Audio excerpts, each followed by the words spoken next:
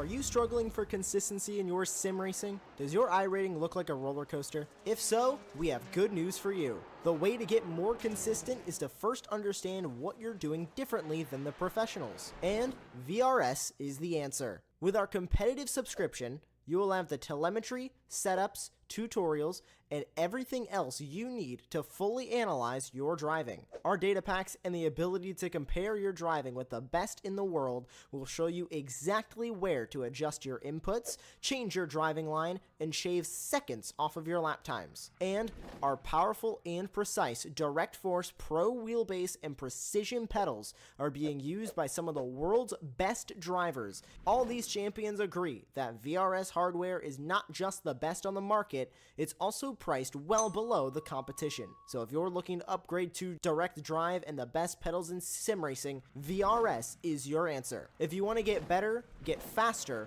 and make it happen sooner rather than later, you owe it to yourself to find out why so many people are switching to VRS. You'll be so glad that you did. Visit www.virtualracingschool.com and learn why the best use VRS.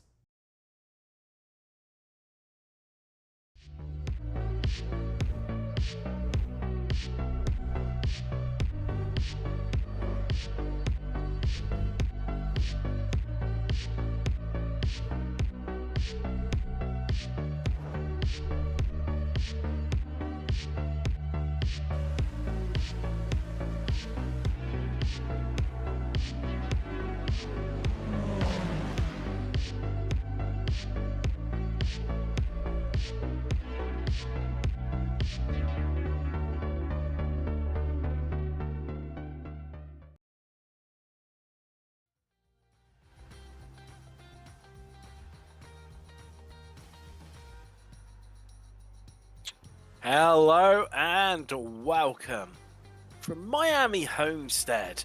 It's the SRF Weekend Warriors surround that Super Sunday here on Apex Racing TV, presented by RaceVoice. I am Tim Cox, your communicating man in the veteran production trailer. Well, switch up from Owen Carroll in the Formula Fords earlier on. If you caught that one, if you didn't, where were you? We had an epic race at Alton Park. It's now turn of Charles Blachal. Well, it's probably fitting. You know, we had a British track earlier. I had a British commentator join me. Now we're in an American track. Well, I think it's fitting I have an American co-commentator with me for this one. It makes perfect sense, really, when you think about it. Yeah, it absolutely does. You know, it's pretty big weekend for the iRacing community. So it's always good to do a change up here. We get to do a little SRF action after a very, very long day yesterday. Oh, just a little, yes.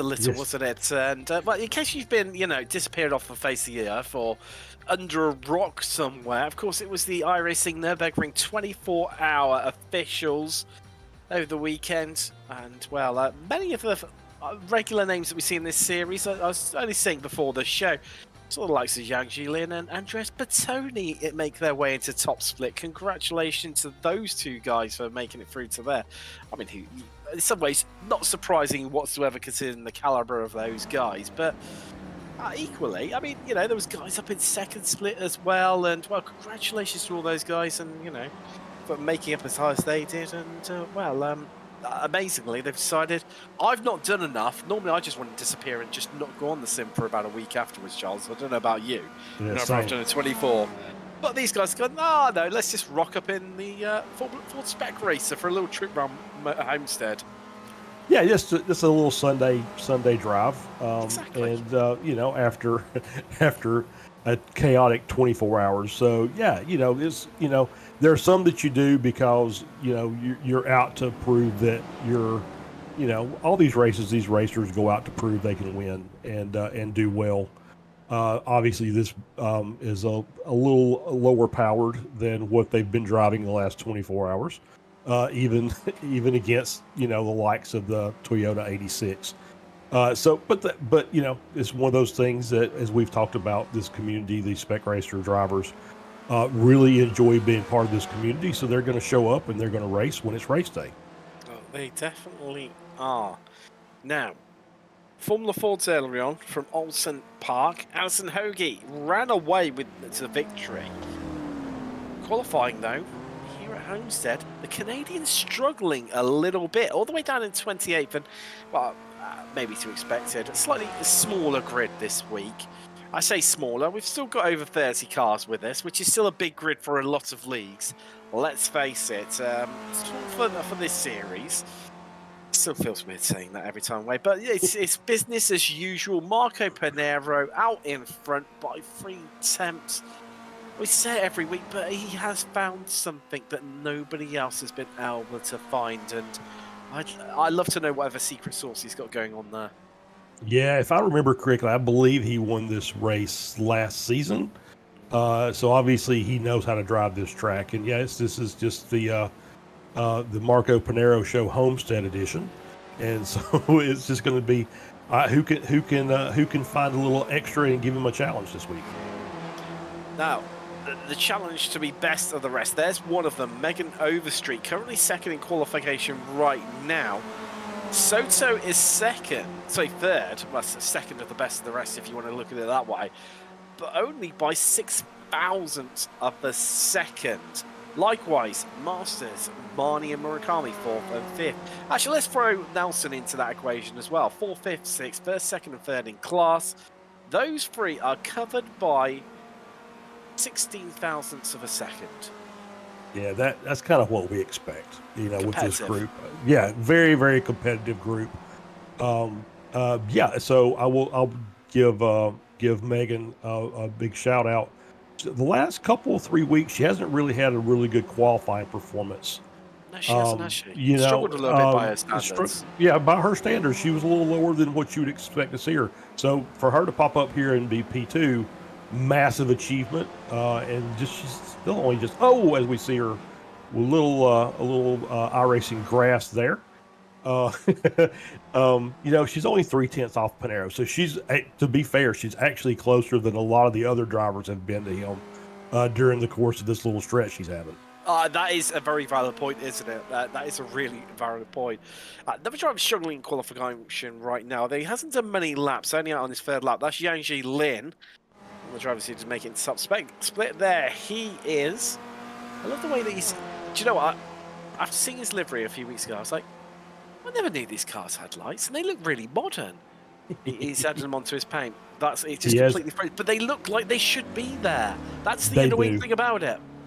Yeah, I think that one of my teammates was talking about apparently there's a Ford GT paint that you can apply the Ford GT headlights onto the car, which supposedly looks really good, and it's a Ford. Technically, we're talking about a spec racer Ford. Exactly. So that'll work out. But yeah, it's I've seen a few of those paints like that where they've given the car faux headlights, kind of like NASCAR, to be fair. Well, yes, and of course NASCAR do come here, so there you go. There's the connection. Done. There you go. We've made it. Of course, they race on the 1.5 mile oval. Today, well, it's a blend. It's not the full road course, but also we are taking in the turns 3 and 4 of the oval here from Homestead. So we get the best of all worlds here. The full shooting match, as it were, as there's Lynn off, and that's not looking good for him. Deep into qualifying, 37 minutes out of the 40. And an extended qualifying here for the drivers, although we're going to be starting on time, so not all is lost. We're all looking good. There's another one. Maybe, well, definitely after redemption earlier on the Formula Fords, Jason Green was, out of Ronenberg. Just missed his braking marker. Pure and simple, we've all done it. At the Island Bend at Alton Park. And Green was one of the casualties. As Ronenberg came flying through in his pink Formula Ford. And, well, as if you couldn't miss him coming, Green was one of the casualties. And, well, really suffered, and it was just trying to claw back and damage limitations. Simon Mayer was another one. He's currently 16th in qualifying at the moment here from Miami Homestead. He's another one after a bit of redemption after earlier on, but still, Hoagie's really struggling in qualifying. Down in the pits, down 29th, so he'll be starting, the penultimate complete row of the grid. As we've got, we've got 32 drivers now. Chris Montgomery's just hopped in. Welcome along, Chris. There he is, and he's got a lot of time to get a time in here, Charles. He's got to get a bit of a wiggle on, as we'd say in the UK. Yeah, I absolutely agree. Yeah. So I think as we're winding up qualifying here and we're trying to watch Chris set himself a time, which he's got the 40 minutes on the clock plus completing the lap if he's already starting one. So we should basically discuss turn one. I think turn one is going to be important today. And I think turn one is going to be important because it's going to be one of those corners that we've seen so many times, very similar to, I would say, Long Beach, is the pit line rolls out and kind of blends into turn one. It's a little less obvious because there's no painted lines that you can't cross. So it's a very difficult corner, especially when you've got cars exiting the pits. Well, our producer Smooly's just trying to capture someone on board with someone to showcase that. But as Right. they all peeled off, we couldn't quite see it. There's Montgomery, gets a lap in. Does he? As he cuts the timing good enough for 27th. You can really see it. It is such a struggle. You just come out onto the race line. It's not quite as bad as Phoenix, but it's a close second, I'd say. Yeah, I would agree with that. Yeah, it's just a very direct entry off of the oval onto the road course section, which is turn one for the cars that are racing. But then pit exit is just very abrupt, and you can see it right there by the yellow lines. There's very little room for error there.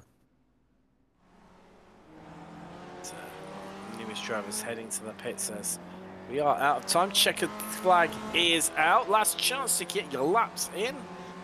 Yogmani, he got over the line just in time. He's about a third way around the track. As we got out on lap Overstreet. She's out on a lap 2. Green, Dantas, and Darlow. Rodriguez, Lynn's all the way down 22nd, really struggling.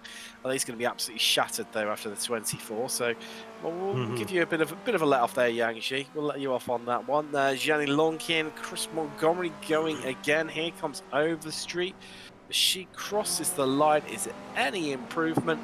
No, she goes 1.4 seconds slower than her previous best. So she will remain, well, for now, in second on the front row with Marco Pinero provisionally. Yogmani still to complete a lap. What can he do?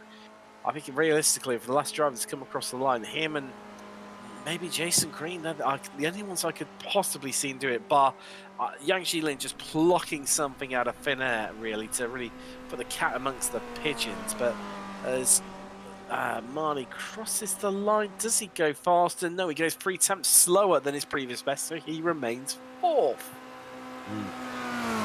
So yeah, it's another one of those. It's Marco Pinero than everybody else. There's a pretty sizable gap between him and P2, 0.3 of a second. Like I said, not as much as we've seen the last couple of races where he's just a half second faster than everybody.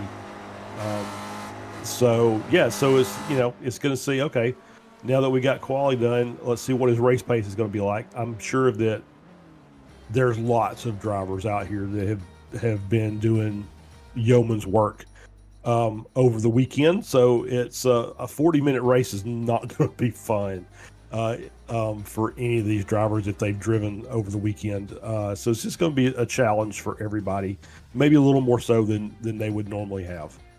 Our touring car stint is roughly about an hour. So the Right. GC's actually pretty much. So I look at this is less than one stint. Which means, when you put it in that perspective, it's manageable. It's child's play. If you're doing the Volkswagen Jetta on full fuel, that's something like about a 3-hour stint. So Exactly. so this is a walk-in parking comparison. Let's take you through your grid. Enough of our musings as drivers. Line up behind the Porsche 911 safety car is Marco Pinero on pole once again. Wow, is someone going to help us break his he's just running away with these pole positions this season. Overstreet starts from second on the front row with Pinero. It's then Soto and top Masters qualifier Yogmani on row 2. Row 3 is the All Masters row of Chris Murakami and Michael Nelson. And then we've got an All Spec 1 row of Favini and Elson on row 4. Row 5 sees Jason Green and Caleb Pocock top Spec 2 qualifier. starts in 10th. Then we've got Evandro Dantas and Flavio Andalo to make an all-Brazilian row 6. Row 7 sees Jeff Jacobson and Jim Brewster for an all-American row. Row 8, well, that's Kurt Nunes and Simon Mayer. Mayer after a bit of redemption after the earlier on. For the Ford races we mentioned previously in qualifying, row 9, that's Jeff Pritchett and Phil Berry. Row 10, and running out the top 20, it's Alan McCain and Jesus Rodriguez. Paul Jackson, he's got Yangji Lin for company on row 11. Watch out for Lin coming through the field for certain. Stephen Mitchell's got Gianni Longin next to him on row 12. Row 13 sees Joshua Justice alongside Brad Kafka. And then Chris Montgomery and Gianni Vaglini start next to one another. And then around the top 30. And row 15, it's Gary Walbolt. And your race winner from all the Fords early today, it's Addison Hoagie. Then we've got Bob Kern and Jeff Horniak to take you on to row 16. And that's going to complete field. I feel caught me unawares there. It's just having, that's only halfway through and worrying, right. if it was a shorter lap, whether I'm going to get through them all. But no, that's it. I feel lost, Charles, lost. I absolutely. You get a chance to just take a break, take a breath, Oh, and yeah. as these cars circulate around on the pace lap, and so it's good. Like I said, yeah, it has Overstreet, Soto, Monty we know is fast. Overstreet is very quick. Like I said, I think this is much better than she's ever done in qualifying. She is a top 10 runner every week, it seems, though. So if anything happens, she absolutely can finish this race off and take the victory. Do you know, But it'd be I'm interesting ticking to see through that. my mind, Charles, and Yeah. I think this is the first time she started on the front row from my recollection in the SRF Warriors. I mean, this is my second season doing it. I don't remember her starting that high. So, No. I haven't gone much further back than that. But, but we know Monty and Murakami specifically are quick, very, very quick drivers. Yes. So, there are people up there that can challenge him. But I'm looking down. I thought that Nunez and Dantas are kind of out of place. So I'm looking for them to actually move up the order. Seems like a little bit of a low starting position from what I'm used to seeing from them. And well, we have chance as well. Let's have a bit of mention to one of our sponsor for this series. Well, two, in fact. First off, it's RaceVoice. You can go faster with the speed of voice, with up and down shift notifications, over alerts, turn in, corner entry, exit speeds. There's absolutely loads of different notifications you can customize and set up with RaceVoice. Make sure you check them out over at racevoice.com. Go faster with the power of speed and voice. And then also got Apex Racing Academy with setups, track guides for road and oval racing, as well as group coaching sessions, one-on-one sections if you want to go faster. Make sure you check those guys out. And also, see if you can bag yourself a bit of time with Jamie Fluke, who used to run in this series many moons ago. Now, of course, famed for his pro racing antics. And, well, Jamie taking part in ESL R1 this weekend. Wasn't seen at the Nürburgring 24, unfortunately. Bit of a shame for him, but I know he enjoys that one. But even so, as the safety car pulling in, we go into pit row as we're getting ready to go racing from Miami Homestead, as we are green and we are go, and Marco Pinero does not hang around and pulls away, leaves the field in his wake, and they're bashing and a banging as that's Soto and Marnie getting into the back of him there as they came down through turn 1. Looks like everyone's made it through okay. A few people progressing so far, but well, they've all gone away cleanly, and that's the main thing, Charles. That is the main thing, yeah. So no major catastrophes. Looks like everybody is still within a couple of spots where they started, so that's always good news. Because these races, the starts are it's always critical to have a good start, and we're glad to see when everybody can get a good start out of this. 5 now, and start to switch back on ourselves. I was starting to build it up down one of the many straights here in Miami Homestead before we head out onto the oval, and that's what I'm looking forward to seeing, Charles. There's Lynn trying to make a bit of progress in the background. I think that might have been Brad Cathcart potentially Oh, yeah, that front left is not looking comfortable. Yeah, front right doesn't look great either. So No, it doesn't. I think that's going to be, as we see, we got another car back there. Who's that? That's Addison Hoagie. Hoagie? Ah, Yeah, so. He's had not the best of starts. I mean, he struggled in qualifying after his famed Formula Ford antics earlier on. It's a riding ball with Lynn now, so he's not having the best of times. But yeah, Lynn's up a couple. Kurt Nunes, who can just see drivers left right now, he's down 4. So not having the best of times. So everyone starts to compress up into this ever so tricky. Oh, there's someone wide there. There's someone wide. Is that? I think that's Jeff Fritcher. Fritcher, yeah, yes, Fritcher. Yep, that's one of the little tricky bits here is dropping off the oval down to the road course in turn 1. Is you can, if you don't get the entry angle right, you'll just end up sliding through the grass. And luckily, there's enough grass out there that it's very difficult to make contact with anything. There's not really any big barriers that you have to deal with, so you can generally get the car woed up and back under control and back pointing in the right direction. We see another car set Favini.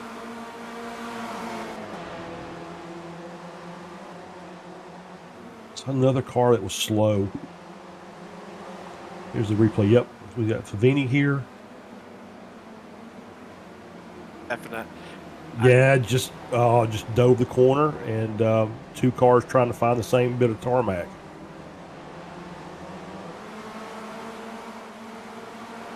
That's Steve Elson.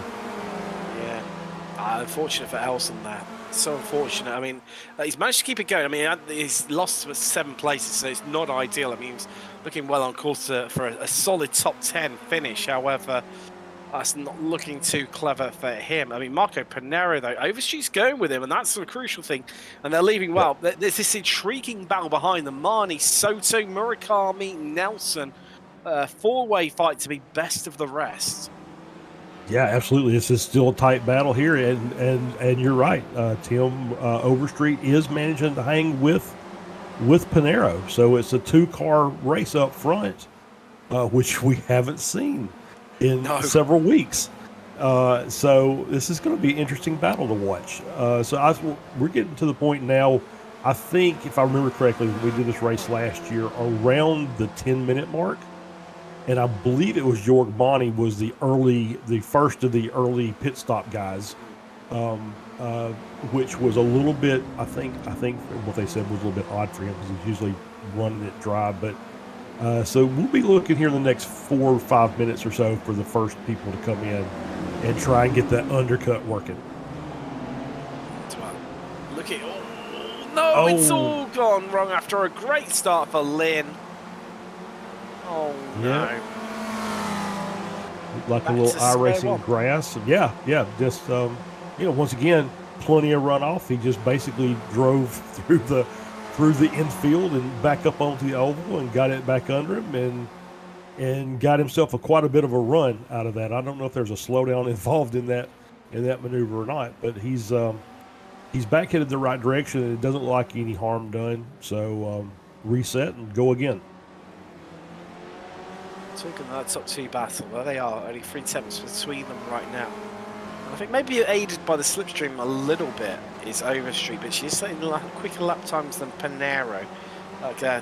Big gains are pretty much just coming in the final sector as well. The worrying part is, though, that Pinero is just eking out that gap on the infield each and every time, and it's providing a bit of a net gain overall across the lap, as there's Green and Dantas and Pocock all over one another.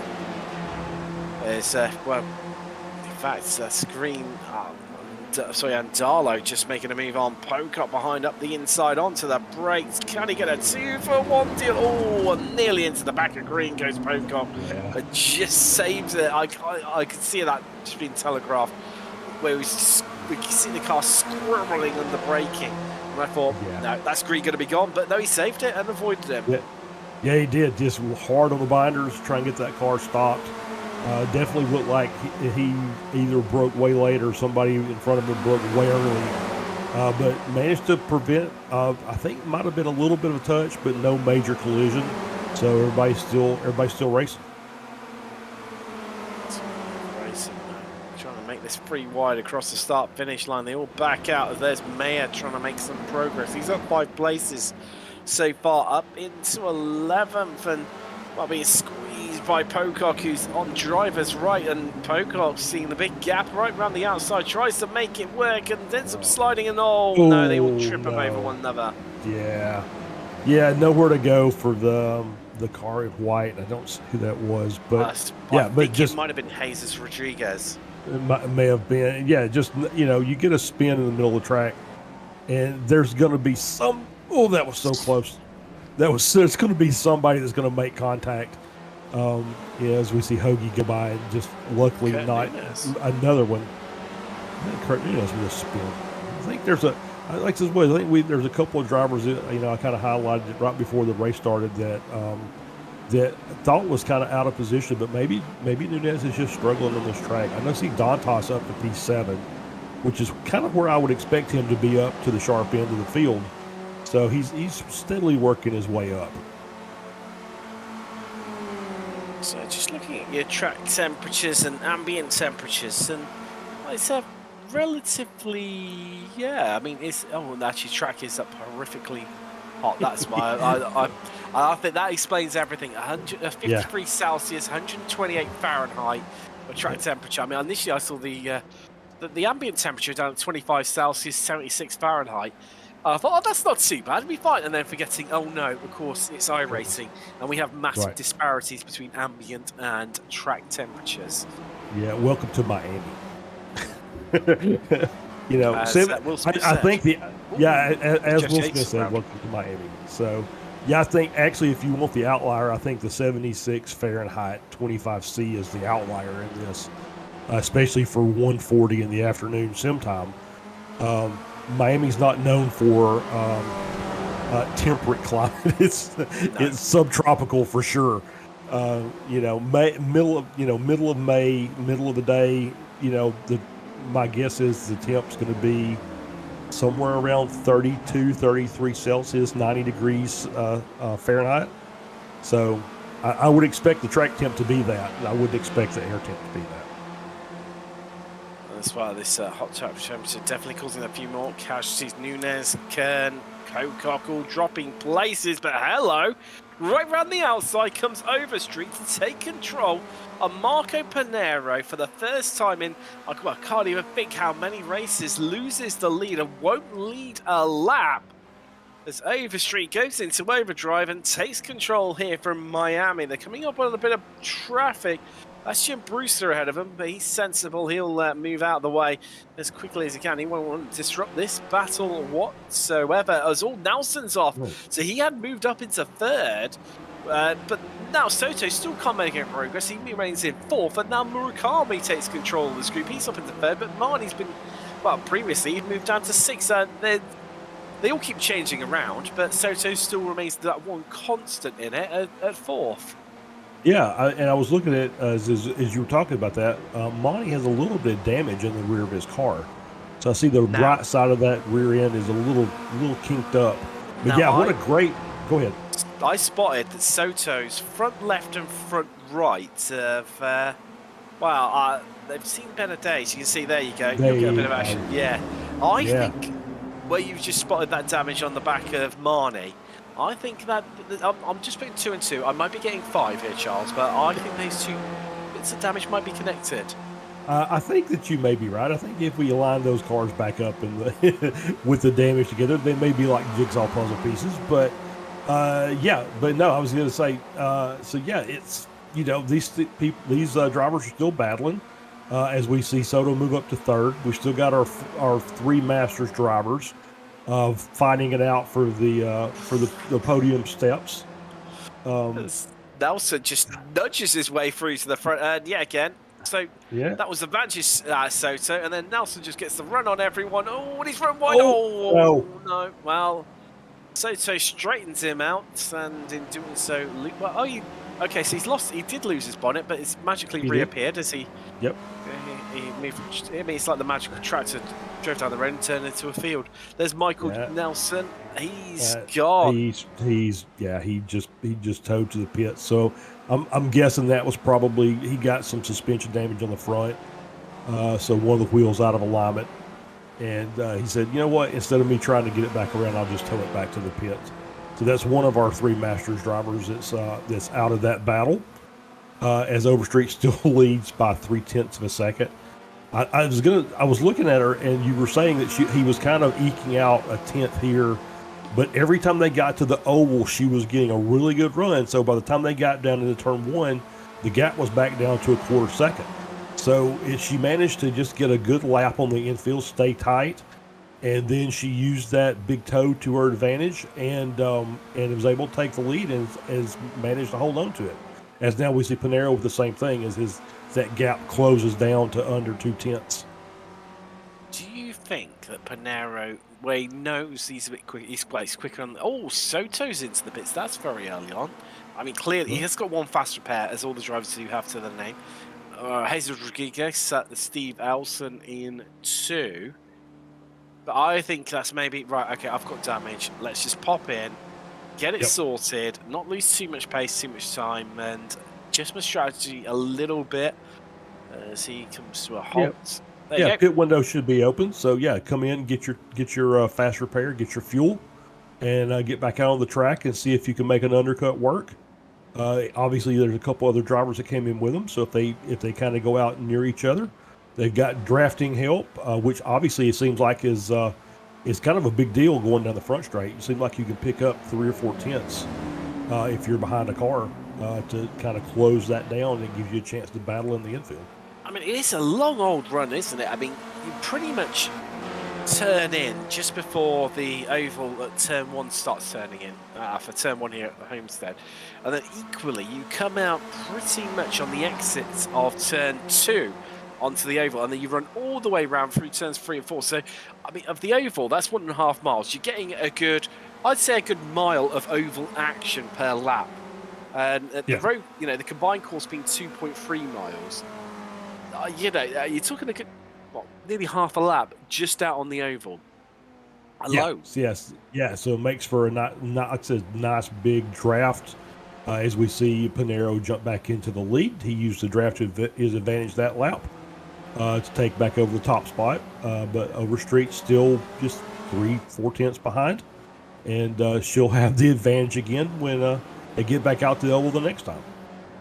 I did wonder whether Panero would just elect to sit behind, knowing that he's quicker in the infield, fuel save his way through there, and then just fuel save for definite out onto the oval. However, that's not the case. They've swapped around. Panero back in control of things at Homestead.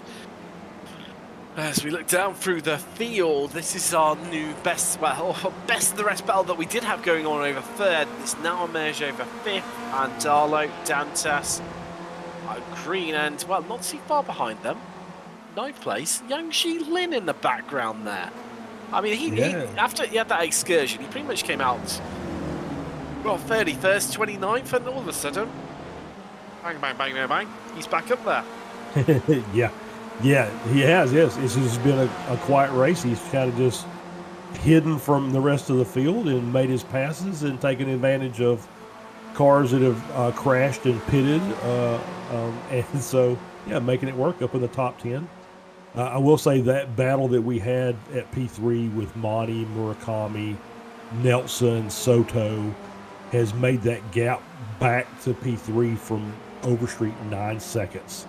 Wow. So instead of a 1-car breakaway, this time it's just a 2-car breakaway. So which makes it a little more interesting. So you've got 2 cars up front that seem like they're fairly evenly matched. I don't know. Maybe Panero's holding back a bit. But we'll know, we'll know in about 25 minutes time. We will. And can you believe it? Already quarter of an hour in here from Miami Homestead, and Panero leads from Overstreet. Then 3rd overall is Masters driver Marnie. Talking to Masters, that's Andrea Fabini, he's had an eventful race. He's been on, he's been off, he's been back on, he's been back off the track, and I'm amazed somebody's up in 21st still, but that's going to drop him a few more places. There you go, down to 22nd. Sweden not having the best of races, and likewise Kayla Pocock, who another driver who's been in the wars a lot here, but I think that's a bit of front suspension damage as well. So boot and I think so. Yeah, jumping to the pits, I think that bit of a giveaway for that one, really, wasn't it? yeah. When you can actually see the suspension pieces, that's a pretty good giveaway. There's been contact somewhere because the bonnet's gone, or the hood, as we say here in the U.S.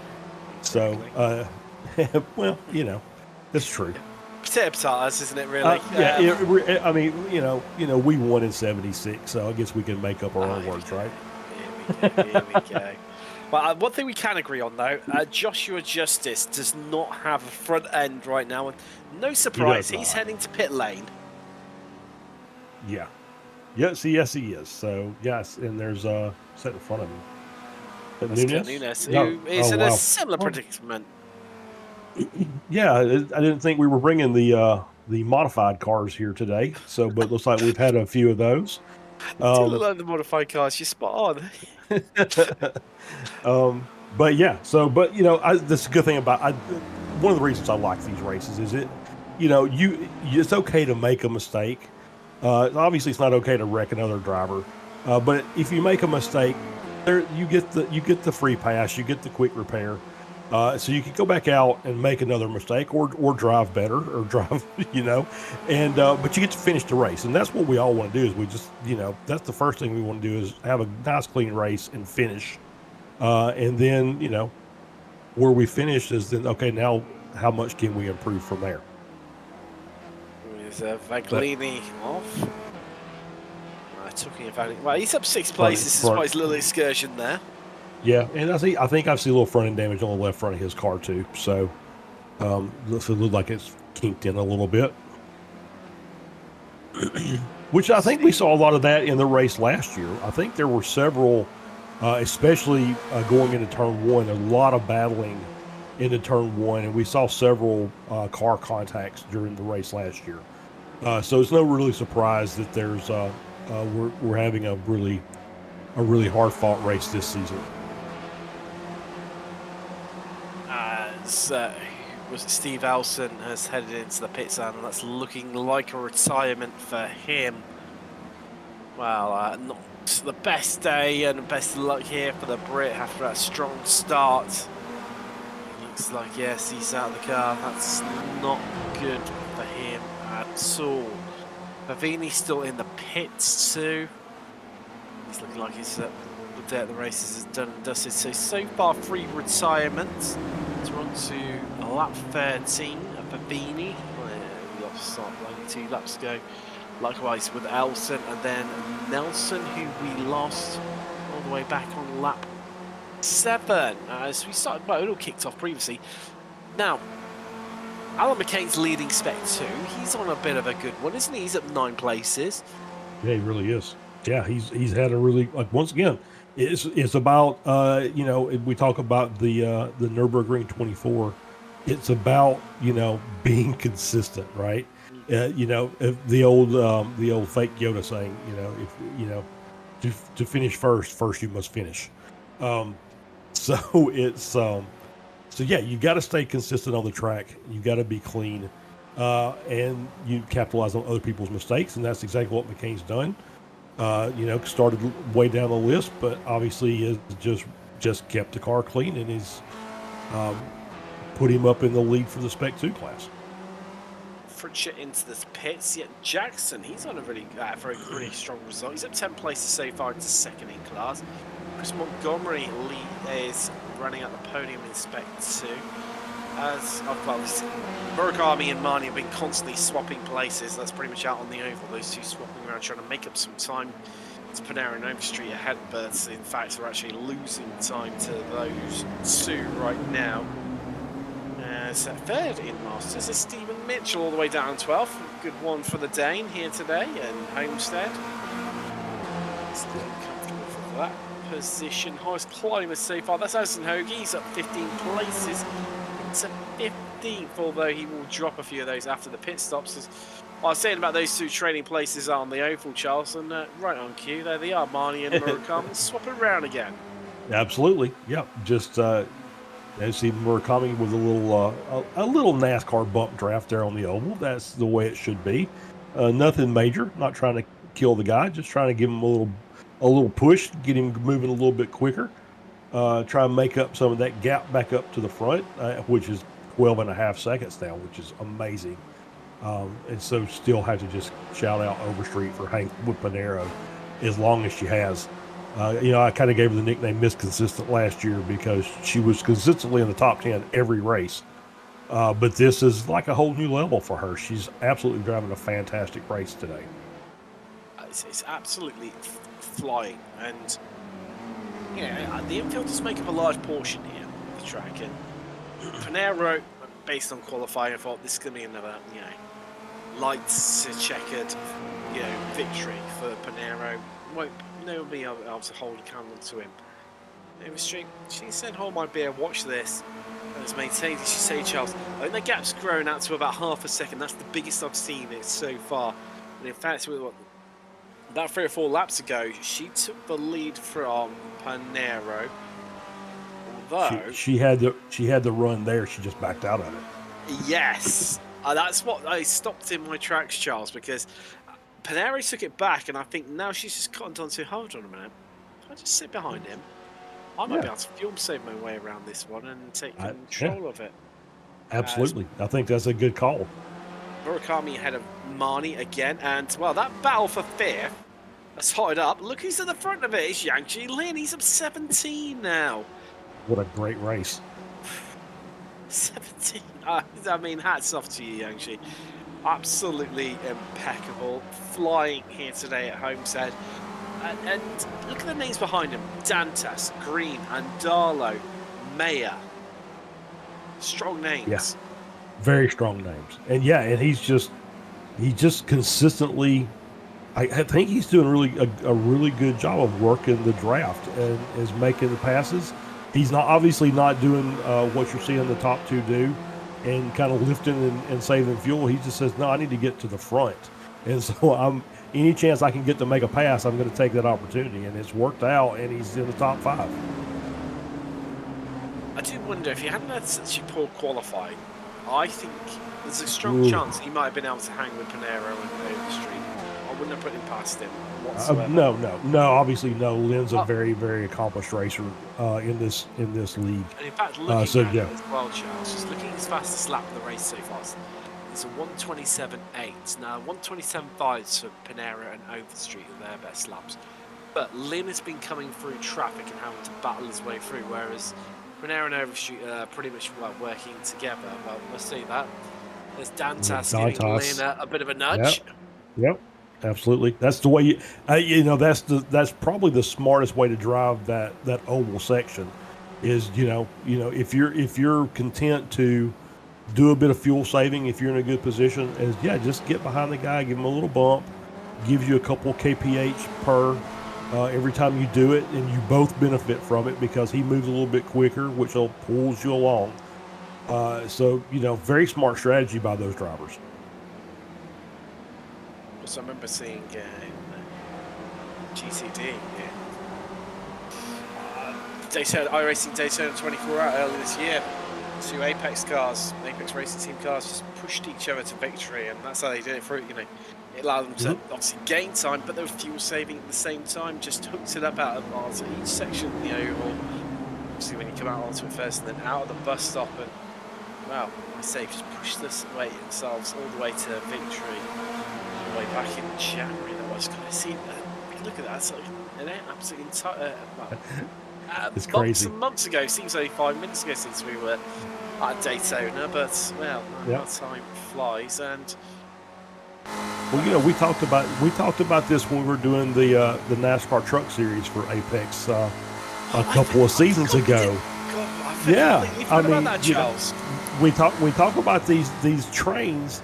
The bigger the train, the faster that train's going to go because, you're sharing the aerodynamic load, and it just makes all those cars go faster. So the more cars you get lined up, the faster you're going to be able to take that section of the track. Well, I mean, if that had been being the case as well, if there had been more drivers who had been able to stay with Panero and Overstreet, you'd have to wonder. I mean, they've done a great job between them, as you said earlier. I think it was 12 seconds at that stage, 13 seconds. It's now 14.7, 14.8. I mean, it's probably going to be 15 coming the end of this lap. The advantage they got over Marnie, who's currently in third. Let's not forget Marnie is quick. He's had victories He overall is. himself. He has. Yeah, he is a very, very quick driver. And yeah, so those two cars, we've highlighted where they've, made passes on each other, but for the most part, they're staying side by side. Now they're coming into the pits. There This is is a it. pit stop. Yep. He's and Overstreet follows him into. Very, very smart. So, you've been working together for the race, come into the pits at the same time, take the fuel at the same time. Whoever gets out takes the lead, and then you work together till you get to the last couple laps, and then all bets are off at that point. I think those last few laps, I think we might upgrade from something like a habanero to a Carolina Reaper in terms of spiciness. Yeah, for sure, absolutely. Oh, she's overshot a pit stop. Yes, she did. Yeah, she had to back up. That's probably gonna keep her, even if she takes a lot of fuel. It's going to keep her from taking the lead. As you see, Panero already out of the pits. So now it's going to be up to Overstreet to either make up the gap or find another dancing partner till she gets to manage to catch up with Panero, if it's even possible at this point. It's going to be very difficult to overcome that mistake. 3.5 seconds is how much she has lost during that round of pit stops. And this has Hoagie. Well, he's had a good start, but yet to stop. So that's why he's up in 12. And coming off the track there, that's certainly not going to help him whatsoever in the 69 machine. And talking of yet to stop, our top 8 are all not taken to the pit lane, with the exception of Hoagie, who's in 12. So, Murakami, well, he was your leader. I was about to say he's your current provision leader. He's into the pits. Yogmani comes in too. So they will drop behind, obviously, Panera and Overstreet. They're going to make any real dent into that big gap that they should open up. Let's have a bit of a look. I assume, Lynn's carried around again. Sopa's, Dantas, Green, Andalo, Mayer, McCain. Sandy Hoagie gets to come this part of the track, and we'll see whatever he comes in. Yeah, I think those the cars that are out there now are staying out for as long as they can. They'll be one of those that'll come in about the 34-minute mark, I believe, if I remember from last year. Is that they can get to about 33 or 34 minutes before they have to come in and take the pits. They're running in deep, aren't they? They're running in deep. And that battle of Murakami and Marnie. Murakami comes out of the pits. He's right about what? So I'm just looking at this. He's about half a second or so, isn't he? Clear of Marnie. In fact, actually a bit more than that. Actually, 1.5 seconds. Just waiting for it to balance the stuff out. 1.5 seconds is the advantage. So Murakami making up some big time there. And so, more importantly, Murakami's 2.7 seconds behind Soto, who pitted way earlier than that. So Soto's, so he's managed to make a sizable dent on that battle that they had earlier. So he's managed to set himself up quite nicely for a potentially podium finish here. Wow, there we go. Lynn, Dantas, Green, and Darlow all in, but Simon Mayer goes again. Wasn't expecting that one. I thought he'd be in with, as you mentioned, Charles, it's having a partner to dance with. And, well, hence why we've had this big cluster of Dantas, Green, and Darlow, Lynn, and McCain all come in. However, Mayer's going to try and do it alone and get the jump on all of them. And Soto, he pitted so early, Charles, I completely forgot to keep an eye on him. I won't lie. And then all of a sudden pops out in front of Murakami and Marnie. Yeah, let's see where the rest of this group. Yeah, he's passed everybody except, including Lynn. So he's provisional P3 once Mayer comes into the pits. Well, unless Mayer's had an absolutely epic in-lap. That's the only person who can really put the cat amongst the pigeons. But I mean, that was close between Soto and Lynn, really close. But he's done it. I mean, hats off to him. Yeah, absolutely. Great strategy calls worked out for him. I couldn't work out any better because he was down on these guys.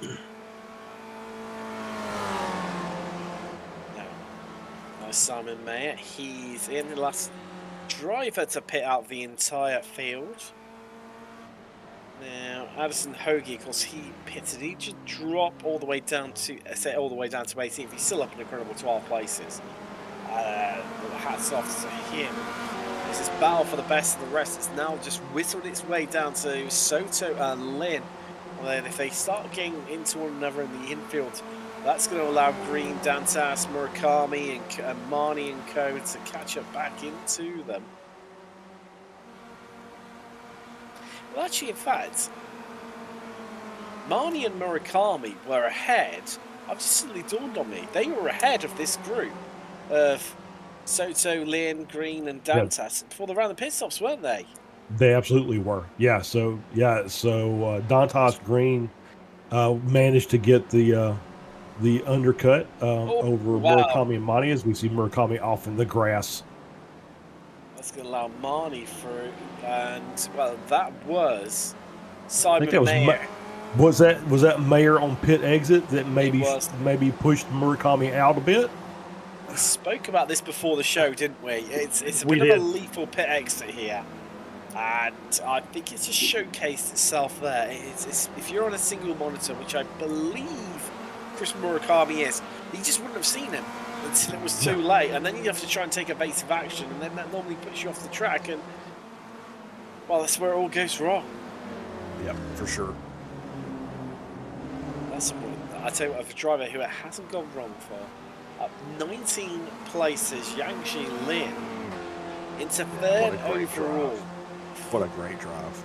His drive to the season, isn't it, so far? If he can pull this one off.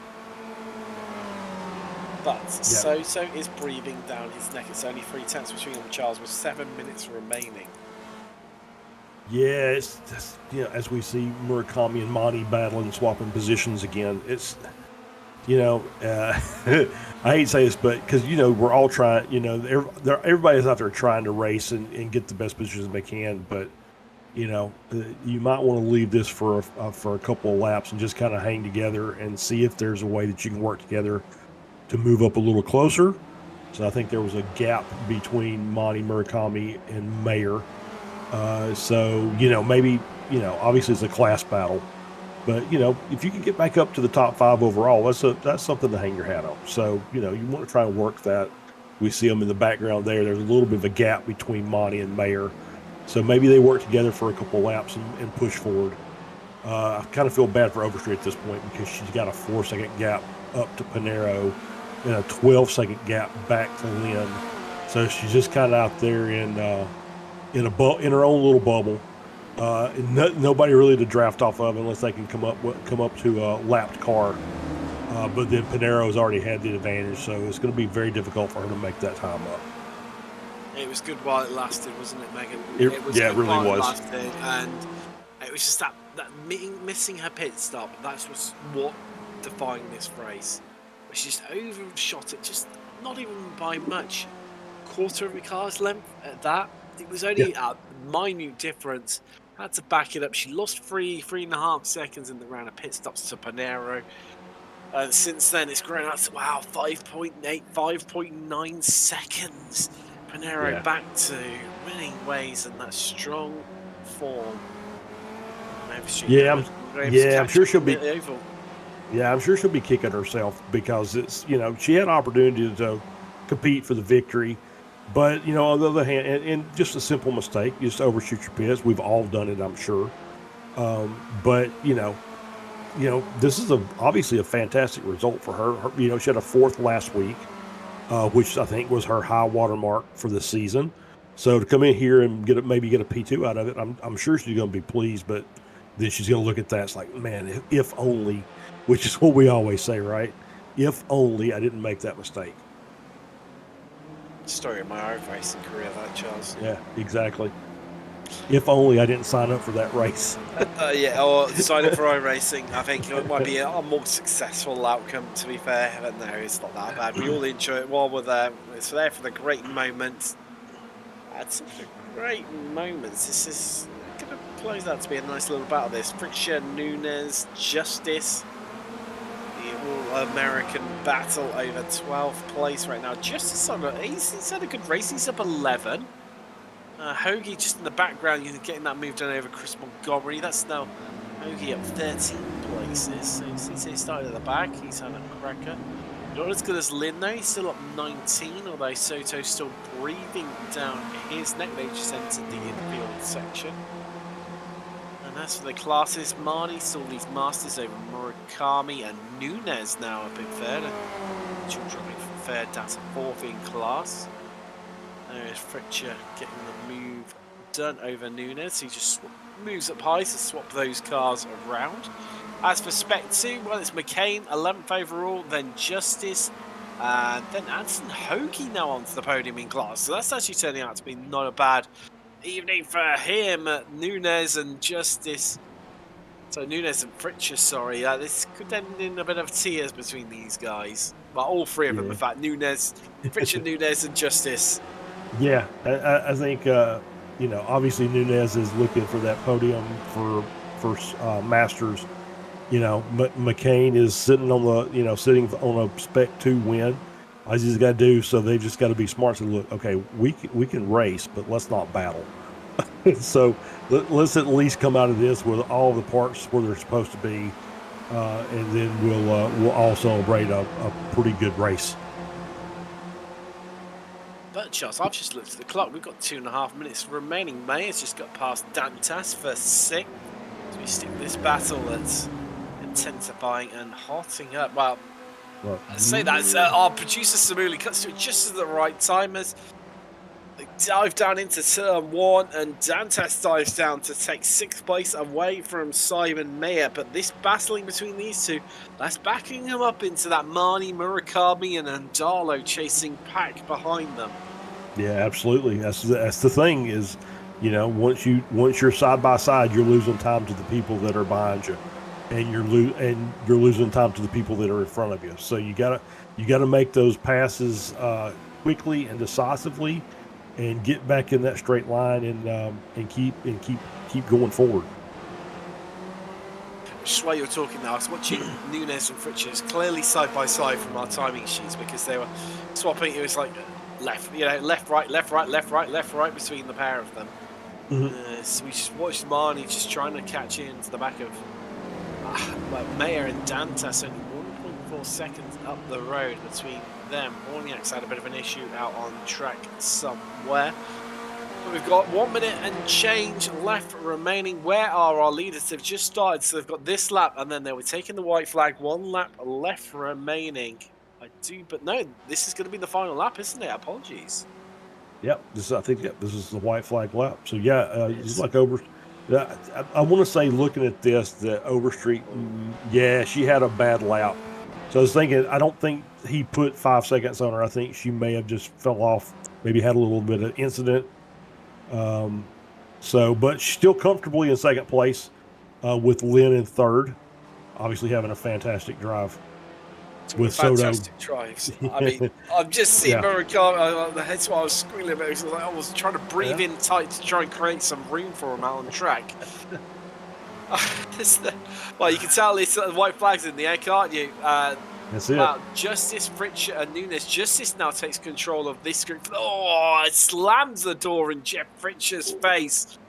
Wow, he's going to have black eyes in the fact that he slammed it so hard there in poor Fritcher's face. But he's saying how he got you for Overstreet. Just that shocking lap last time around. That's allowed Lynn to catch him to 1.8 seconds, but I think it's just going to be that bit too late. Maybe another lap and might have closed up a bit further, but Soto does not have an answer, and this is looking good for Lynn.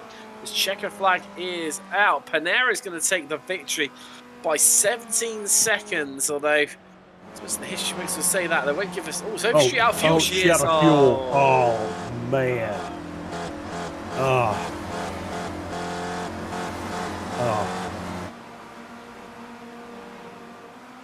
That's Soto's past Lynn, right at the line. Wow. Oh wow! Did he get a run? I'm not sure if Lynn hasn't run out of fuel as well. Yep, it definitely sounds like it. That sounds like a chugging car, if there ever was one. Yeah. And even so, Lid's still up 19 places and gets himself onto the podium overall. Well, let's see, here we go. Fritcher, Nunes, and Justice. They're going to make it 3 wide across the line. Here comes Kurt Nunes on that high line. In the middle is Justice. Fritcher down low. Who's going to get it at the line? They bang doors, they bang wheels, and, well, they cross the line. And who, I don't even know who got that. Was it Nunes, Fritcher, and then Justice? I do believe. I might even have to check iRacing because I need a third opinion on that. Where the timing tower, our live software's telling us another thing as well. That was Nunes, Fritcher, and then Justice, all separated by, let's have a look, 0.05 of a second across all 3 of them. 500, Charles. Good grief. Yeah, that shouldn't shock me because we've seen, thousandths of a second during these races. So yeah, 3 cars, 500 of a second. That's fine. Yeah, it's just a normal. It's a normal spec race. It's a normal spec race. Weekend Warriors race. It is. It's just an average day at the office, isn't it? It really is. So let's take you through some. That threw me. I was like, hold on a minute, 0.3 of a second. There we go. That's a bit more like it. I started to get even more worried then that something could happen. Panero got a big time penalty. You never quite know, do you? You never quite know. Well, Panero takes the victory by 18 seconds. Soto second, nipping Yangji Lin at the line there because Lin ran out of fuel. Then it was Jason Green 4th, Dantas Mayer, and then Overstreet after remaining so close to Panero for so much of the race, then ran out of fuel and comes across the line in 7th. Marnie and Murakami, now, they lost a lot of time in the pit stops, or they're battling and such like. I mean, they're going to come 1st and 2nd in class, but 8th and 9th overall. Wasn't expecting that one. And Darlow 10th, and it's our winner in Spectre. It's Alan McKay and Kurt Nunes running at that podium. Masters 12th overall, then Jeff Fritcher and Just Justice. Those 3 came across the line. As he said, 0.05 of a second separating those 3 in total. Amazing stuff. Addison Hoagie picks up that last remaining place on the podium in Spec 2. Then we've got Chris Montgomery, Mitchell, Jacobson, and Jesus Rodriguez, and Phil Berry to run out the top 20. Rodriguez and Berry all 1 lap down. Likewise was Longin, Jackson, Brewster, Walbolt, Pocock, Horniak for Beanie in 27th, and Cathcart was 2 laps down in 28th. For Glini, he had quite a few excursions, came in 3 laps down with the Italian, and then into the retirements. 30th was Bob Kern, who we lost back on for lap 14, completed 27 laps. Elson retired on lap 11, and Nelson lost all the way back on lap 7. Let's have a bit of a chat to some of the drivers. First off, I tell you what, I'm going to grab Joshua Soto. Joshua, you come into the line, you can all of a sudden see Megan Overstreet clearly running out of fuel. And then do you start believing I might have a chance here of nipping 2nd, or did you just not quite know? Oh man, it was very surprising. I knew I had the run on one sheet. On Yangtze. Yeah, but when I seen Overstreet, like just as I had passed, I was just like, wait, oh they must have run out of fuel. So it was very unfortunate because they were running a great race, P1 and P2. But yeah, it was very surprising. It was indeed, and well, I mean, earlier on, I mean, you went for the undercut. I was questioning it, and to the point of you just disappeared off my radar. Then all of a sudden, after everyone pits in front of you, you emerge. Looking like you're going to be battling for 3rd.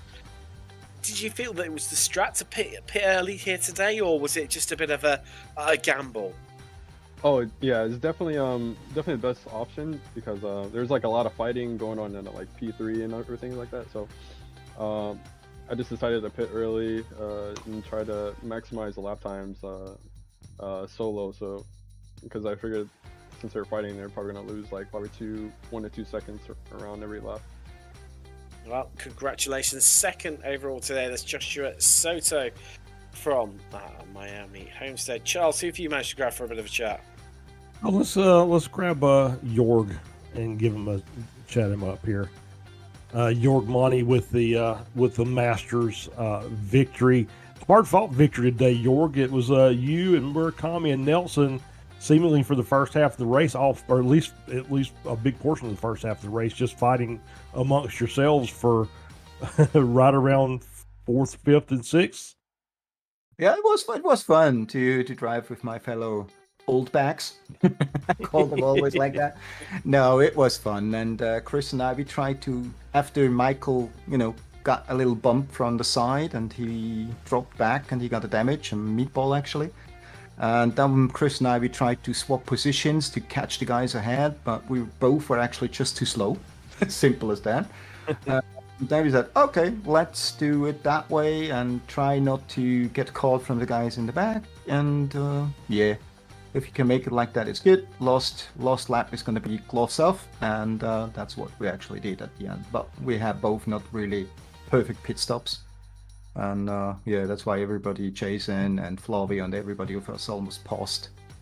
Yeah, that was definitely, we noticed that. It was like you guys were in front, and then when the pit cycle was over, you guys were behind the likes of Lynn and Green and Dantas, and but you still had a really interesting battle with Chris, and it was fun to watch you guys doing a little, I guess, NASCAR action going down through the oval. Bump drafting and just trying to maximize as much pace as you could. Yeah, that's what we actually did. And then we always say the two last laps is gloves off. Everything can happen. But before that, we tried not to, crash out each other. Sometimes it still happens, but that's unfortunate for us then most of the time. But 2 last laps, it's always gloves off with us. All right. Well, congratulations on the class victory there, Jorg. Thanks a lot, and thanks a lot for you guys for broadcasting us. It's always fantastic to watch it after the race. Absolutely. Thank you. Thank you. Good night. Now, talking of class winners, next up, Alan McCain. Oh, Alan, this is long overdue, and well, congratulations. I mean, it looked tough out there, and having to get your elbows out in the midfield, to say the least. It wasn't actually too bad. Wasn't it? Yeah. No, it looks a lot worse on camera. Then I must say.